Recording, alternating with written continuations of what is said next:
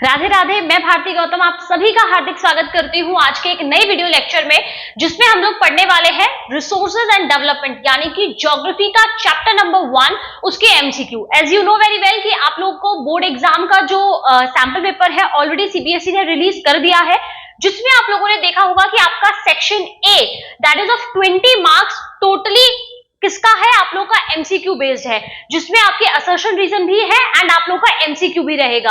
तो आप सोच सकते हैं कि आपके 20 मार्क्स बहुत इंपॉर्टेंट है। अगर आपको ये प्रॉपर 20 मार्क्स लेने हैं तो आपको एमसीक्यूज की प्रैक्टिस करनी पड़ेगी और उसके लिए आपको क्या करना पड़ेगा, चैप्टर्स को रीड करना पड़ेगा। लेकिन फिर भी उसके बाद कहीं ना कहीं कंफ्यूजन रह जाता है कि किस तरीके से जो है हम क्वेश्चंस को प्रिपेयर करें। हमने क्वेश्चंस नहीं देखे हैं अभी तक, तो आपके उस टाइम को बचाने के लिए कि आपको क्वेश्चंस ना ढूंढने पड़े, I am here with that MCQs कि आप इन एमसीक्यूज के जरिए अपनी सारी प्रिपरेशन को with in a very less time complete कर सके। आई होप ये वीडियो आप लोग के लिए बहुत यूजफुल रहेगा, एंड तक जरूर बने रहिएगा। मैं आपको यहाँ पर एक एक क्वेश्चन बताती जाऊंगी एंड आफ्टर दैट आपको वीडियो को पॉज करना है और उसका करेक्ट आंसर आप लोगों को कमेंट बॉक्स में लिखना है। And after the complete video आप मुझे बताएंगे कि आपके कितने एमसीक्यू जो है वो सही है। आपको अपने मार्क्स बताने हैं and with the pure honesty, पूरी ऑनेस्टी होनी चाहिए। ऐसा नहीं है कि देख लिया आंसर फिर उसके बाद लिख रहे हैं, नहीं, पूरी ऑनेस्टी के साथ आपने कितने मार्क्स एक्वायर किए हैं ये आपको बताना है। चैप्टर वाइज हम कोशिश करेंगे कि हर एक चैप्टर के एमसीक्यू हम लोग लेकर आए, और आज की जो शुरुआत की है हमने वो की है किससे, वो हमने रिसोर्सेज एंड डेवलपमेंट से। So let's get started. First question जो हमें यहाँ पर गिवन है that is the what is the main objective of resource planning. Resource planning के बारे में आप ऑलरेडी पढ़ चुके हैं कि रिसोर्स प्लानिंग क्या होता है।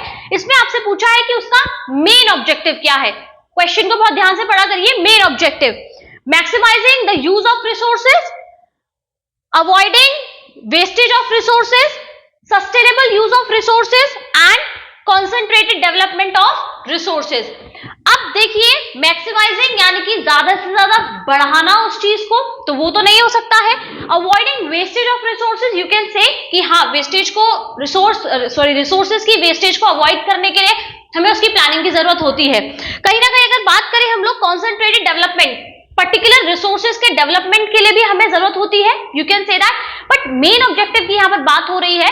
The correct answer here we are having as the main objective of the resource is the sustainable use of resources, यानी कि रिसोर्सेज का ऐसे इस्तेमाल करना जिससे हमारी आज की नीड्स भी फुलफिल हो जाए और फ्यूचर जनरेशंस की नीड्स के साथ भी कॉम्प्रोमाइज ना हो। यानी कि हम आज की नीड्स को फुलफिल करते हुए इन्हें फ्यूचर जनरेशन के लिए भी क्या करें, सेव करें। That is the sustainable use of resources. आप लोग सस्टेनेबल डेवलपमेंट पढ़ चुके हैं, इज दैट क्लियर।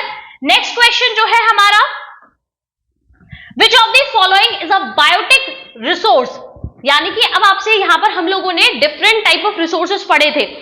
रिसोर्सेज को जो है क्लासिफाई किया गया था और उस क्लासिफिकेशन में आपने बहुत सारे ओरिजिन के बेसिस पर देखा था, आपने एग्जॉस्टिबिलिटी के बेसिस पर देखा, आपने ओनरशिप के बेसिस पर देखा, स्टेटस ऑफ डेवलपमेंट के बेसिस पर देखा। तो बहुत सारे जो हमने क्लासिफिकेशन देखे, उन क्लासिफिकेशन से डेफिनेटली एग्जाम्पल के तौर पर एमसीक्यू बन सकता है, तो वो आपको बहुत ध्यान रखना है। पहली चीज यहां आपसे पूछी है बायोटिक रिसोर्स इनमें से कौन सा है, water, mineral, forest and land. पहली बार आपको पता होना चाहिए कि बायोटिक रिसोर्स क्या होते हैं।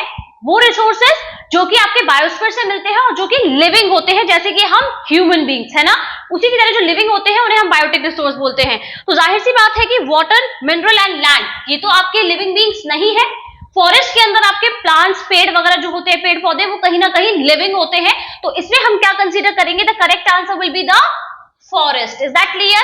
Next question here we are having is the, yes, in which year was a national forest policy implemented in India? National forest policy यहाँ पर आपसे पूछा गया है and the options here we are having 52, 72, 19 से चल रहा है ये, 1952, 1972, 1988 and 1999। तो बेटा इसका करेक्ट आंसर जो है नेशनल फॉरेस्ट पॉलिसी इंडिया में इंप्लीमेंट की गई थी, वो की गई थी आपकी 1952 के अंदर। क्वेश्चन बन सकता है, इंपॉर्टेंट है, तो जरूर से याद रखिएगा 1952 में आपका नेशनल फॉरेस्ट पॉलिसी को इंप्लीमेंट किया गया था। नेक्स्ट जो क्वेश्चन बन के आता है हमारा वो है बेटा, What percentage of our land should be under forest? According to what? According to the National Forest Policy। कौन सी वाली, जो अभी हमने पढ़ी है ऊपर 1952 वाली फॉरेस्ट पॉलिसी के अकॉर्डिंग कितना लैंड एरिया फॉरेस्ट के अंडर में होना चाहिए? So that is the correct answer here we are having is the कितना है 33%। किसी भी जगह का जो लैंड है वहां का 33% एरिया किसमें होना चाहिए? आपका फॉरेस्ट के अंदर होना चाहिए। जरा अच्छा इसमें एक क्वेश्चन और ऐड करते हैं हम लोग, वो आप मुझे बताएंगे कि ऐसा कौन सा इंडियन स्टेट है जिसके अंदर 33% से ज्यादा फॉरेस्ट हमें देखने को मिलता है ना? So that you have to answer this question in the comment box. Is that clear? Next question here we are having is the yes resources that are confined to certain regions are called, ऐसे resources जो हमें किसी particular area में मिलते हैं उन resources को हम लोग क्या बोलते हैं? तो ये जो क्वेश्चन है ये बनता है किसके बेसिस पर? क्लासिफिकेशन जो है वो है ओनरशिप के अकॉर्डिंग, ठीक है ना? तो ubiquitous resources, localised, international and national. Ubiquitous resources कौन से होते हैं? जो कि हर जगह मिलते हैं, यत्र तत्र सर्वत्र, सब जगह जो मिलता है वो क्या हो गया हमारा? यूबिक्यूटियस रिसोर्सेज, है ना? जिसमें आपका एयर वगैरह हो गया, एयर वाटर। लोकलाइज्ड रिसोर्सेज की अगर हम लोग बात करें तो क्या है? जो किसी पर्टिकुलर लोकल एरिया में, जो पर्टिकुलर एरिया में मिल रहा है वो क्या हो गया हमारा? Localized resources. तो इसका करेक्ट आंसर क्या होगा? लोकलाइज्ड रिसोर्सेज, क्योंकि इंटरनेशनल पता है जो आपके कंट्री के बॉर्डर के बाहर है वो इंटरनेशनल हो गए, और जो आपकी गवर्नमेंट के अंडर में है वो क्या हो गए? जो आपकी नेशनल बाउंड्री के अंडर में है वो क्या हो गए? आपके नेशनल रिसोर्सेज हो गए। Is that clear? तो इसका आंसर क्या होने वाला है? Localised resources. नेक्स्ट क्वेश्चन है बेटा, हालांकि आपको सारे आंसर्स मिल जाने वाले हैं इसी वीडियो में, इसी स्लाइड्स में मैंने आंसर्स मेंशन किए हुए हैं, बट मैं हालांकि आपको दिखा नहीं रही हूं, बट अगर देख भी ले रहे हो तो आपको वहां पर ध्यान नहीं देना है आंसर पे, क्वेश्चन को समझिए और आंसर आपको खुद देना है, ठीक है ना? नेक्स्ट क्वेश्चन क्या है आपका? Which of the following is an example of renewable resources? जैसा कि मैंने कहा था क्वेश्चन बनेगा डेफिनेटली, क्लासिफिकेशन में जो एग्जांपल्स हैं वो जरूर से आएंगे। तो आपको रेन्यूएबल रिसोर्स पूछ रहा है। रेन्यूएबल रिसोर्सेज कौन से होते हैं? जिन्हें हम लोग क्या कर सकते हैं? रिन्यू कर सकते हैं। जो नेचर क्या करता है? रिन्यू करता रहता है, वो क्या हो गए? आपके रेन्यूएबल रिसोर्सेज हो गए। जैसे कि आपको यहाँ पर क्या ऑप्शन दिए हुए हैं? कोल, आयरन और सोलर एनर्जी एंड पेट्रोलियम। देखिए ऑड वन आउट कर दीजिए इसमें से। Coal, iron ore and petroleum are the resources जिन्हें बनने में मिलियंस ऑफ ईयर्स लगते हैं, बहुत टाइम लगता है, जिन्हें इजीली हम रिन्यू नहीं कर पाते हैं, है ना? जो एक बार खत्म तो मतलब खत्म हो गया, एग्जॉस्ट हो गया, है ना? तो वो क्या हो गया आपके? कोल, आयरन एंड पेट्रोलियम। और रही बात सोलर एनर्जी की, तो सूर्य की रोशनी तो इतनी है कि हम उसे शायद उसकी जितनी पोटेंशियल है उतना यूज भी नहीं कर सकते, है ना? तो ये क्या है? सोलर एनर्जी क्या होती रहती है? रिन्यू होती रहती है। तो इसलिए इसका करेक्ट आंसर क्या होगा? सोलर एनर्जी, ठीक है? Next question here we are having is the soil erosion is more likely in hilly areas. Soil erosion is more likely in areas with. soil erosion सबसे ज्यादा किन एरियाज में देखने को मिलता है? यानी कि सॉइल इरोजन आप लोगों को पता है, सॉइल इरोजन क्या होता है? जब आपकी सॉइल की टॉप लेयर वॉश्ड अवे हो जाती है with the help of any natural agent, चाहे विंड हो, वाटर हो, तो उसे हम लोग क्या बोलते हैं? सॉइल इरोजन बोलते हैं। 3 टाइप के प्रोसेस होते हैं, लीचिंग होता है, सॉइल लीचिंग होता है, सॉइल इरोजन होता है, सॉइल डिग्रेडेशन होता है ना? तो यहाँ पर सॉइल इरोजन की बात हो रही है जहां टॉप लेयर वॉश्ड अवे हो जाती है विद एनी नेचुरल एजेंट, चाहे वाटर हो चाहे विंड हो। तो वो सबसे ज्यादा कहां देखने को मिलता है?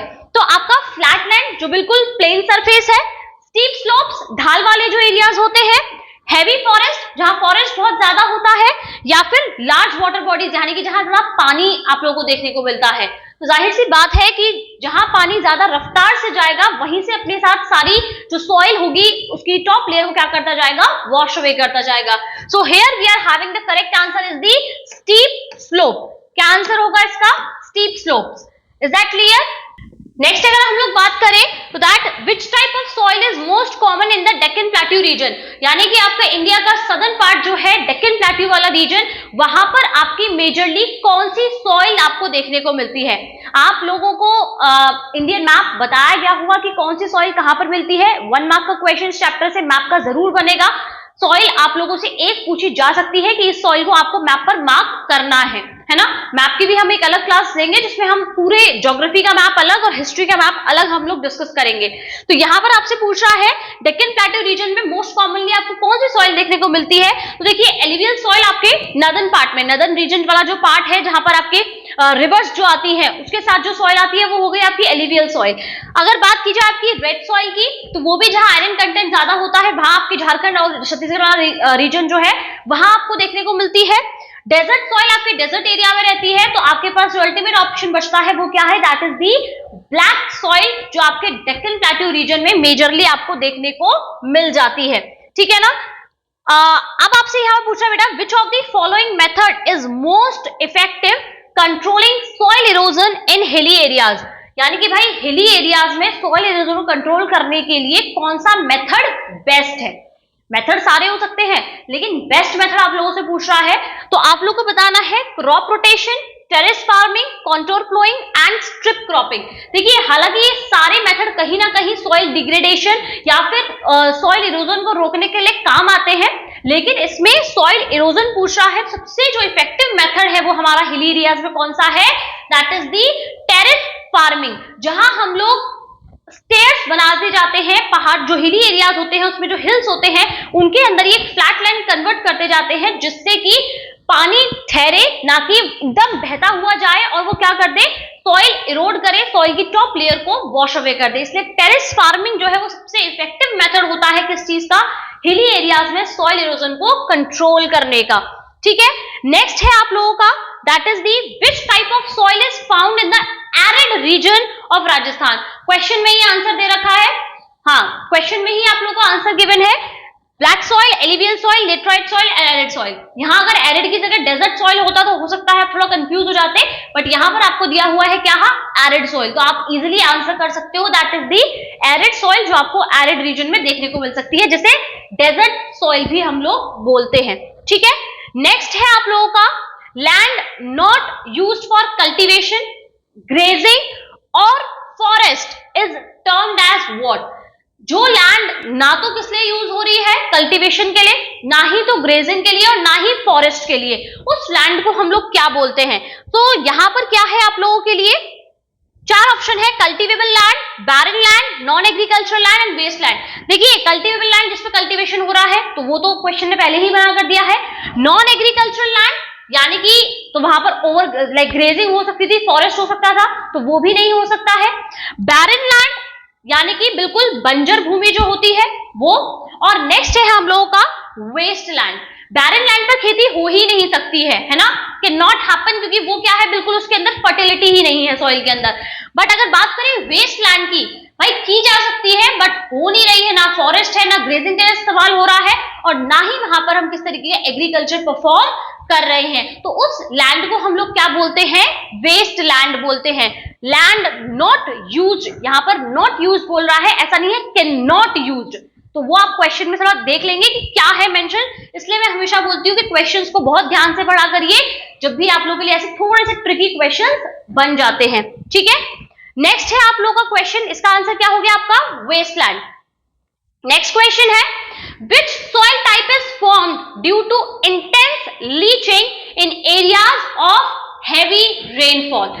अब यहां पर आपसे क्या पूछ रहा है, इंटेंस लीचिंग, कौन सी सॉइल जो है फॉर्म होती है किससे, इंटेंस लीचिंग से इन एरियाज ऑफ हेवी रेनफॉल। अब आपको ये पता होना चाहिए, क्वेश्चंस को पूरा छोड़ दीजिए, बस ये देखिए कि हेवी रेनफॉल एरिया वाले जो रीजन है उसमें आपको कौन सी सॉइल जो है वो देखने को मिलती है। जो आपका मेघालय वाला रीजन है वहां पर आपको कौन सी सॉइल देखने को मिलती है, तो that is the laterite soil. आप लोग की लेटराइट सॉइल जो है वो उस एरिया में देखने को मिलती है। लीचिंग का मतलब क्या, मैंने आपको तीन प्रोसेस बताया अभी, एक हो गया इरोजन, एक हो गया लीचिंग और एक हो गया आपका डिग्रेडेशन। आपका इरोजन में बताया कि टॉप लेयर जो वॉश अवे हो रही है बाय द नेचुरल एजेंट, वो क्या हो गया, सॉइल इरोजन हो गया। आपका लीचिंग क्या है, जब heavy rainfall, heavy water content की वजह से क्या हो रहा है, जो सोल्यूबल केमिकल कंटेंट है सॉइल के अंदर जो कि उसके लिए इंपॉर्टेंट है, उसकी फर्टिलिटी के लिए इंपॉर्टेंट है, जब वो क्या हो जाता है, खत्म हो जाता है। लीचिंग का मतलब क्या है, जब वाटर अपने साथ जो मिट्टी के सॉल्यूबल केमिकल्स वगैरह हैं, जो फर्टिलाइजर्स, पेस्टिसाइड्स वगैरह हो गए, उन्हें भी अपने साथ बहा ले जाता है, तो उसे हम लोग क्या बोलते हैं, लीचिंग बोलते हैं। ठीक है। तो यहां पर इस इंटेंस लीचिंग की वजह से कौन सी सॉइल फॉर्म होती है, that is the laterite soil. Is that clear. Next अगर हम लोग बात करें, which of these states is rich in laterite soil. तो आपकी लेटराइट सॉइल की रिच स्टेट बतानी है आपको। तो इन 4 स्टेट्स में से बारिश कहाँ ज्यादा होती है, वहीं पर आप लोगों को देखना है कि वहां पर आपको क्या मिलेगा, लेटराइट सॉइल मिलेगी। तो आपका पंजाब, राजस्थान, गुजरात, इन तीनों में बारिश का रेशियो उतना नहीं है। गुजरात और राजस्थान में तो वैसे भी बहुत ज्यादा नहीं है, पंजाब में भी नहीं है। एंड अगर बात की जाए केरला, तो आपको केरला जो है वेस्टर्न घाट्स में लाई करता है एंड वेस्टर्न घाट्स में सबसे पहले मानसून पहुंचता है। That's why that particular area receives the highest amount of rainfall, like one of the state is receiving highest amount of rainfall in India. Is that clear? तो यहां पर इसका आंसर क्या हो जाएगा, Kerala is the correct answer. Next question here we are having is the black soil is also known as, black soil का एक और नाम आपसे पूछ रहा है, उसे और किस नाम से जानते हैं, that desert soil, cotton soil, peaty soil and saline soil. बेटा देखो, ब्लैक सॉइल के अंदर ना कॉटन का कल्टीवेशन बहुत ज्यादा किया जाता है और मेजरली किया जाता है कॉटन का कल्टीवेशन, इसीलिए ब्लैक सॉइल को हम लोग कॉटन सॉइल भी बोलते हैं। और इसका एक और नाम भी होता है, that is known as the regur soil. क्या बोलते हैं इसको, regur soil. Cotton soil, cotton soil के अलावा हम इसे एक और नाम से जानते हैं, that is the regur soil. Question बन जाता है कि ब्लैक सॉइल का और नाम क्या है, तो कॉटन सॉइल अगर ऑप्शन में नहीं है तो आपको रेगुर सॉइल क्या करना है, मार्क करना है। क्लियर है? नेक्स्ट अगर बात की जाए क्वेश्चन की, What type of resource is a solar energy? Solar energy कैसा रिसोर्स है, अभी मैंने आपको बताया था, हमें एग्जाम्पल पूछा गया था। तो क्या है सोलर एनर्जी, कैसा है आप लोग का, रेन्यूएबल, नॉन रेन्यूएबल, नेशनल और ह्यूमन मेड। तो भाई देखिए, सूर्य की जो रोशनी है वो ऐसा तो नहीं केवल भारत में ही पड़ रही है, भारत के बाहर नहीं है, या बाहर के लोगों को इंडिया की परमिशन लेनी पड़ती है सूरज की रोशनी को इस्तेमाल करने से पहले, ऐसा कुछ भी नहीं है। तो नेशनल में नहीं आएगा, सूरज की रोशनी को हम नहीं बनाते हैं, वो नेचर हमें दे रहा है, तो वो ह्यूमन मेड भी नहीं होगा। बात की जाए आपका नॉन रिन्यूएबल, ऐसा भी नहीं है कि ये रिन्यू नहीं हो रही है, एक बार हमने यूज की तो वो एग्जॉस्ट हो गई, खत्म हो गई, दोबारा इस्तेमाल में नहीं ला सकते हैं। तो आपका सही आंसर यहाँ पर क्या हो जाएगा, that is the renewable resource. आपकी सोलर एनर्जी क्या है, एक रिन्यूएबल सोर्स ऑफ एनर्जी है। नेक्स्ट है हमारे पास, which of the following practices can lead to soil degradation. अब डिग्रेडेशन आ गया यहाँ पे, डिग्रेडेशन क्या है, सॉइल की क्वालिटी और फर्टिलिटी का क्या हो जाना, खराब हो जाना, उसकी क्वालिटी का खराब होना, वो क्या हो गया, सॉइल डिग्रेडेशन हो गया। तो इनमें से कौन सी प्रैक्टिस जो है वो सॉइल डिग्रेडेशन के लिए रिस्पॉन्सिबल है, ये हमें बताना है। That afforestation, deforestation, crop rotation and conservation tillage. तो बेटा आपको पता है कि जो हमारे पेड़ होते हैं, जो ट्रीज होते हैं, वो कहीं ना कहीं मिट्टी को पकड़ कर रखते हैं, और अगर हम जितना पेड़ काटेंगे उतना ही कहीं ना कहीं मिट्टी बिखरती जाएगी और उसकी फर्टिलिटी भी, क्वालिटी भी क्या होती जाएगी, कम होती जाएगी। सॉइल को बांधने के लिए कुछ नहीं होगा, तो अगर कोई भी नेचुरल एजेंट आएगा तुरंत उसकी जो टॉप लेयर होगी वो क्या हो जाएगी, वॉश अवे हो जाएगी, और वो इरोड होगा, इरोजन होगा, जिससे सॉइल क्या होगी, डिग्रेड होगी, है ना। तो इसलिए डिफॉरेस्ट्रेशन इज द रीजन जिसकी वजह से सॉइल डिग्रेडेशन ज्यादा होता है। क्लियर है? नेक्स्ट अगर हम लोग बात करें, which of the following is a method to prevent soil erosion. पहले तो ये पूछा कि भाई कारण क्या है, अब कारण पता चल गया तो उसका सोल्यूशन भी दे दो कि भाई किस तरीके से हम उसे प्रिवेंट कर सकते हैं। तो प्रिवेंट करने के लिए डिफॉरेस्ट्रेशन तो नहीं होगा, माइनिंग, भाई ज्यादा माइनिंग करोगे, ज्यादा माइनिंग करने के लिए आपको पेड़ पौधे उखाड़ने पड़ेंगे, तो कहीं ना कहीं वो भी वही लीड कर रहा है। ओवरग्रेजिंग, जानवर जब घास खाता है तो बिल्कुल जड़ से उखाड़ के खाता है ना, वो मशीन नहीं है जो ऊपर ऊपर से काटेगी, वो प्रॉपर जड़ से उखाड़ देता है, तो कहीं ना कहीं उससे भी मिट्टी क्या होती है, लूज होती है। तो करेक्ट आंसर क्या है हमारा, that is the afforestation. Is that clear? तो एफॉरेस्ट्रेशन, जितने पेड़ लगाओगे उतनी ही मिट्टी क्या होगी, उतना ही आप सॉइल को डिग्रेड होने से बचा सकते हैं। क्लियर? नेक्स्ट अगर हम लोग बात करें, which of the following resources is non renewable. आपको बताना है कि इनमें से कौन सा रिसोर्स जो है वो नॉन रिन्यूएबल है। ठीक है, wind energy, petroleum, water and biomass. Non renewable यानी कि जिसे हम इजिली रिन्यू नहीं कर सकते, it takes millions of year to like make, जैसे बनने में बहुत सालों, मिलियंस ऑफ ईयर्स लग जाते हैं, तो ऐसा इनमें से सिर्फ एक ही है, दैट इज दी पेट्रोलियम, है ना। पेट्रोलियम को बनने में बहुत टाइम लगता है, takes millions of year. Fossil fuels वगैरह जो होते हैं हमारे। 18 हो गया बेटा हमारा question, which soil is best suited for cotton cultivation. घुमा फिर आगे वही दूसरा क्वेश्चन आप लोगों से पूछ लिया है कि कॉटन कल्टीवेशन के लिए कौन सी सॉइल जो है वो बेस्ट है। तो आपको बताया था कि ब्लैक सॉइल को हम लोग क्या बोलते हैं, कॉटन सॉइल भी बोलते हैं and it is also known as the regur soil. Clear? Next जो है हमारा question, which term describe resources that are not bounded by national boundaries? ऐसे रिसोर्सेज जिन्हें आप लोग नेशनल बाउंड्रीज में बाउंड नहीं कर सकते हैं, वो रिसोर्स आपको बताने हैं। तो देखिए, इंडिविजुअल और कम्युनिटी रिसोर्सेज जो होते हैं वो कहीं ना कहीं नेशनल रिसोर्सेज के अंडर में आते ही आते हैं, है ना। अगर गवर्नमेंट को आपकी प्रॉपर्टी की नीड होती है तो गवर्नमेंट कहीं ना कहीं आपको पैसे देकर आपसे वो प्रॉपर्टी ले सकती है, तो कहीं ना कहीं वो उस अंडर में आती है। लेकिन जो रिसोर्सेज हमारी बाउंड्री के बाहर होते हैं, हमारी नेशनल बाउंड्री के बाहर होते हैं, वो हमारी गवर्नमेंट के अंडर में नहीं आते हैं and that is known as the international resources. उन्हें हम लोग क्या बोलते हैं? इंटरनेशनल रिसोर्सेज बोलते हैं। Is that clear? Next is the process of soil formation is also known as, soil formation का प्रोसेस और क्या कहलाता है? इंपॉर्टेंट क्वेश्चन है। तो ये क्या है आप लोगों का? लीचिंग और डिग्रेडेशन तो नहीं हो सकता क्योंकि वो तो उसकी क्वालिटी और उस पर डिपेंड करता है, वो तो हम उसके लिए टर्म यूज करते हैं। So here the correct term is the weathering. आप लोगों ने सॉइल प्रोफाइल देखी होगी कि सॉइल प्रोफाइल में क्या होता है? रॉक से ही कहीं ना कहीं सॉइल बनती है, रॉक्स टूटती है और उस प्रोसेस को हम लोग क्या बोलते हैं? प्रॉपर उस प्रोसेस को, that is the weathering process, है ना। तो correct answer here we are having is the weathering. तो इस पूरे वीडियो में हम लोगों ने बेटा 20 क्वेश्चंस क्या किए हैं? कवर किए हैं। मैं चाहूं तो अभी और क्वेश्चन कवर कर सकती हूँ, बट थोड़ा वीडियो लॉन्ग हो जाएगा और थोड़ा सा बोरिंग भी हो जाता है, इसलिए आई मस्ट कि मैं इसे क्या करूं, इस वीडियो में 20 क्वेश्चंस रखूं एंड आफ्टर दैट इसका जो नेक्स्ट पार्ट बनाऊंगी उसमें बाकी के 15 to 14 क्वेश्चंस जो बचे हैं उन्हें हम लोग क्या कर लेंगे? कवर कर लेंगे। तो आपके विद इन 10 to 15 मिनट्स क्या हो रहा है? अच्छे खासे एमसीक्यूज किसी एक चैप्टर के हम लोग कवर कर ले रहे हैं। इस वीडियो को बेटा अगर रिपीट फॉर्म में 2 बार भी आप लोग देख लेंगे ना, तो आई कैन डेफिनेटली से कि आप लोग अपने एमसीक्यूज को बहुत अच्छे ढंग से क्या कर सकते हैं? प्रिपेयर कर सकते हैं। I hope this video is going to be very helpful for you. मुझे जरूर बताइएगा कमेंट में कि आप लोगों के मार्क्स कैसे रहे इस वीडियो में, 20 आउट ऑफ 20 आए या फिर 20 में से क्या आपके मार्क्स आए, जरूर मुझे बताइएगा। एंड डोंट बी हेजिटेटेड, अगर 0 भी आ रहे हैं ना तो 0 लिखने में भी शर्माइएगा मत। अभी शर्मा गए तो फिर बोर्ड में दिक्कत होगी, है ना। तो इसलिए अभी नहीं शर्माना है, हम अभी बताएंगे ताकि हम और अच्छे से क्या कर सके? खुद को इंप्रूव कर सके। मिलते हैं नेक्स्ट वीडियो में, तब तक के लिए अपना ध्यान रखिए, अच्छे से अपनी पढ़ाई करिए। मिलते हैं नेक्स्ट वीडियो में। Thank you very much, bye bye.